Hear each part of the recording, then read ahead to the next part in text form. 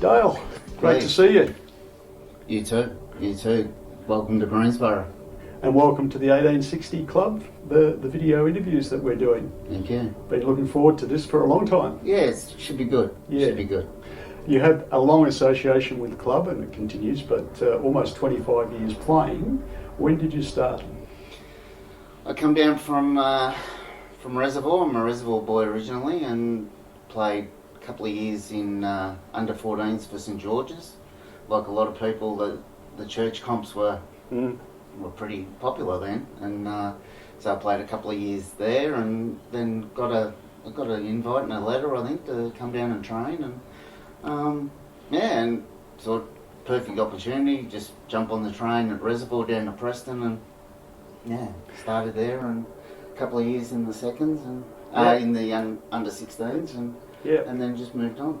And you came into the seniors with Phil Jobling and Peter Cawthorne.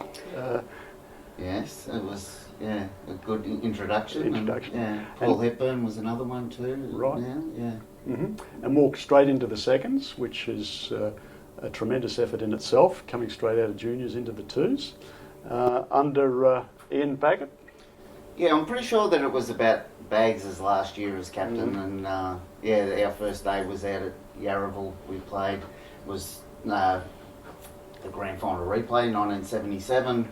Collingwood North, and we played out there. It was a fairly sporting wicket for our first day of the season, and Bags got knocked out and got carted off to hospital, and we made about 100 odd and knocked them over, and we ended up watching the last quarter of the grand final in the social club. So that was the beginning.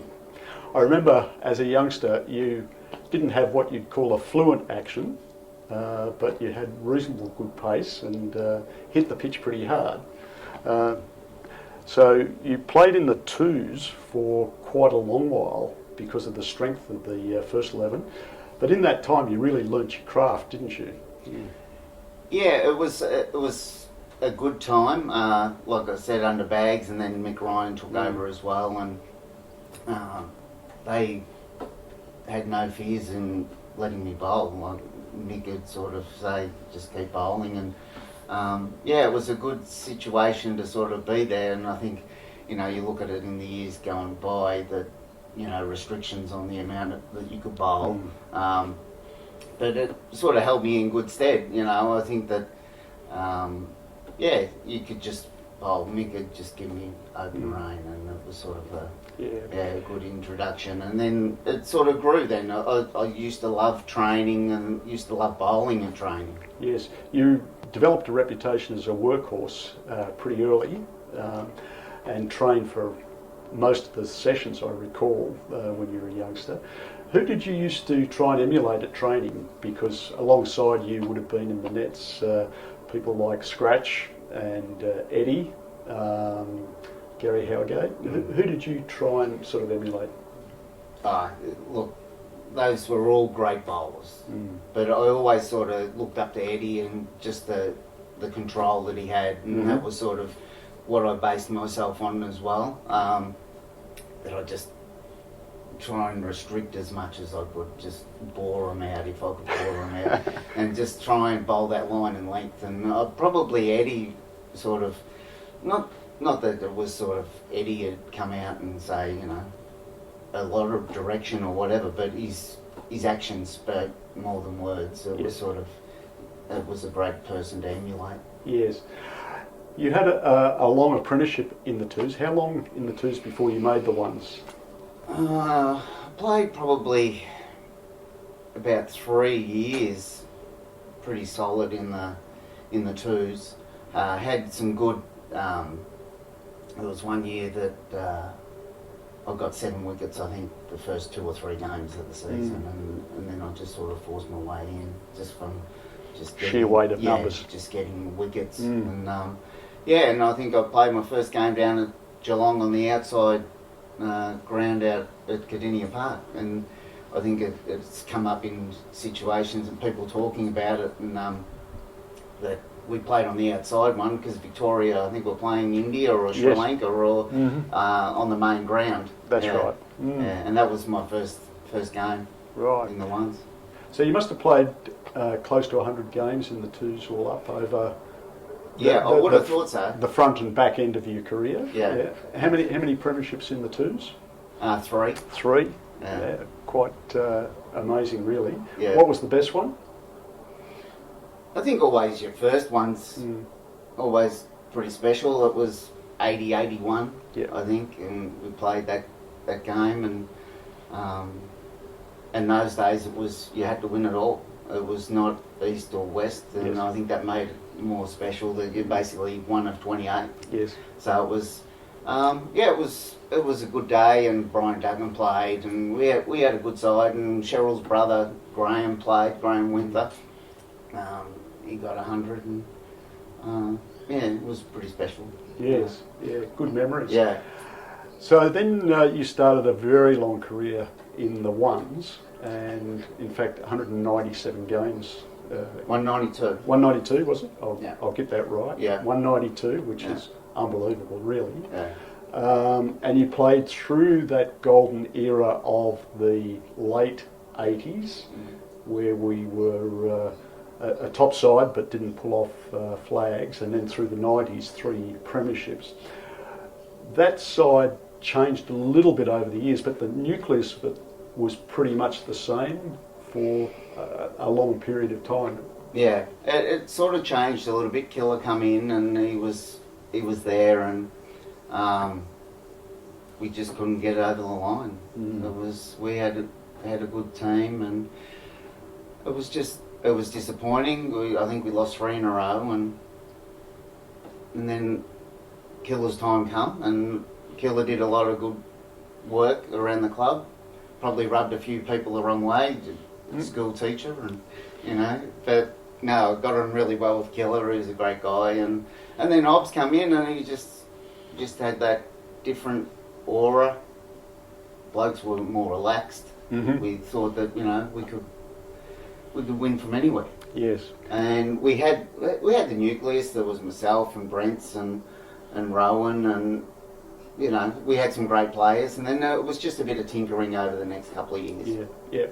Scotty Harvey was there as one of the nucleus. Yeah. And then you had some class players come in, Ravi and Rowan, just to name 2 for a start, plus Greg himself. Yeah. So it was a strong side all the way down. Yeah. Yeah. Did you bowl first change or opened or? I used to open with Ravi a bit. Yeah. So most of the time I'd take the new ball and have Ravi at one end and myself at the other. Yeah. Of course, with your post, you came with the wind. No. It was always pushing upwind, fortunately. But it was always good. I used to love playing at Preston, but the hot northerlies were a bit of a worry. Yes. Yes, around about this time of the year. Yeah. Pushing into that wouldn't have been fun. No, but it was good. Yeah. Who did you like bowling to? Because subbies were pretty strong as well during that period. Who did you really enjoy bowling to? It was strong, and players had come and go, and people had come from district, and we had our fair share coming to us, but nobody in particular. I always used to like playing against Brunswick. It was, I think, you're talking about, rivalries, and I think early doors that we copped a couple of hammerings at Brunswick one day, and I think Grant Stanley smashed me all around the park, and just had a hatred for him. And then you get a few wickets, and it was always a good rivalry there. Yeah. And made some good friends as well along the way. But it was always, there was nobody in particular that you say, you had a bunny or whatever. But it was just sort of the rivalry, like Brunswick and Broady was always a really good one as well. And to the latter, it was Ivanhoe to play against Wildsmith. But then the Brunswick era was Nookie Swanson and Blair Hillhouse and Turner. Turner. You know, they were great players. Rod Browning. There was all these guys that were there, and in the end, after the game, we go and have a beer. You know, and that was sort of how it was. Yes. Yeah. Did you win the bowling average in a premiership year, in the championship year? You did. Yeah. You took 40 wickets at 10, or just under 10, I think from memory, which is a phenomenal effort.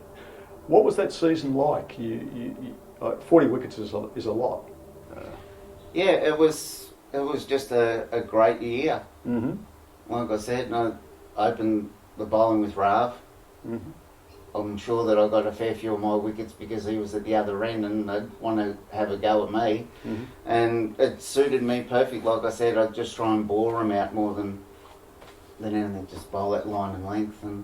And it was just sort of one of those years. And to win the average in that year was amazing. I've sort of never been one to worry about trying to win averages or whatever, just try and play the team role.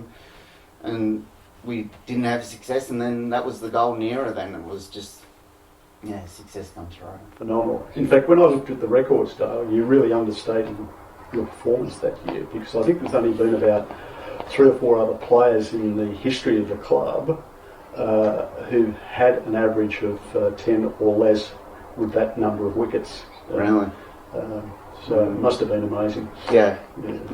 And winning the Premiership that year, what's your recollections, firstly of the year and then the grand final itself?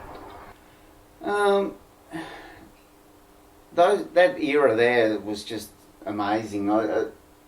It's sort of a bit of a blur, the whole, that 2 or 3, 4, 5 years that we had, that it was just, and you just roll it in, and it was sort of to try and pinpoint a time, but it was just an era. Yes. You know, like everybody said, it was just that golden era, but it was just enjoyable. That was, not even just on a personal sort of thing. It was just enjoyable to play. We all got on really well. We had good camaraderie. Yes. It was just an era where it was everything gelled. Yes. I mean, in addition to the players we've said, I mean, Jeff King was sort of there, was an excellent player. Robbo was probably at the tail end of his career, but was still tremendous. Yeah. So you had a lot of experience through there. Yeah, and it was, Steve Harvey. But even getting further along, Steve Malloy come across as well. Was he quick? No, he bowled. He thought he was quick, but Molly was just a left arm medium and a good bat, and he come across from Brunswick, and I think a few people were a bit concerned about how we'd get on. We'd had a couple of run-ins, Preston, Brunswick, in the ones, and I think a few were a bit concerned that maybe something might happen. But hey, we got on famously, and we were all for the cause, and it was never an issue. And Molly's a great bloke, a great guy. Yeah. You played with some absolute characters as well. I mean, Brian Duggan stands out. Is he one of the funniest blokes you've ever played with? One of them. Yeah, and good mate. Yeah. Actually, we're on sacred ground here. Right. I haven't brought this to the table before, and not too many people know that. Obviously, we had our old barbecue here, wood barbecue, and it's sacred that Brian's Grey Nichols Cavalier bat was cremated on that barbecue area. And sacred site now. It is a sacred site, sacred land. Yes. It was, I think Trevor Staples might have put the bat to the flame, and I think it was his 10-year warranty or 100 runs was up. Okay. So it was sort of, I don't know which one it was that we ended up with, whether the 100 runs come into it or not, but it was time, and that's the site where it actually was brought to the fire. He was the funny man on the field. He knew what to say at the right time, didn't he? Like wicket keepers. You know, yeah, he was. He's a really funny guy, very dry. Yeah, and great characters. And Ronnie Brentnell. Yes. Never a dull moment with Ronnie. No. Tough competitor. Absolutely. Absolutely. Yeah. Used to love bowling with Ron. Yeah. And yeah, we'd sort of bowl long spells together. Yeah. You know, and yeah, it was fantastic. But very funny man too. Yeah. Very funny.